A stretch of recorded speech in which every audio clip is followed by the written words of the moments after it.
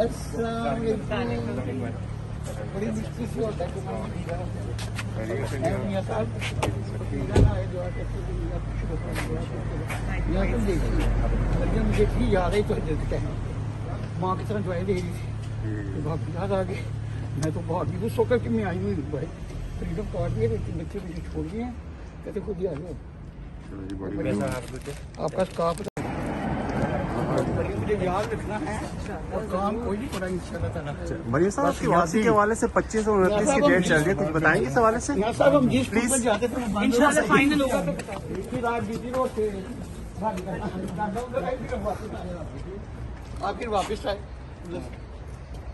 आपके साथ साथ ही रह गई मैं फिर साथ साथ घर में शहीद अगर अभी सुनगी लेखनी में आर सुनगी ना। अस्सलाम वालेकुम। बड़ी मुश्किल से होता है मियां साहब यहाँ तुम देखिए जब मुझे इतनी याद आई तो हजरत कहना माँ की तरह दुआएं दे रही थी तो भाभी याद आ गई। मैं तो भाभी को सोकर कि मैं आई हुई भाई फ्रीडम कार्ड दिए लेकिन बच्चे मुझे छोड़ दिए हैं कहते खुद ही आ जाओ। आपका स्टाफ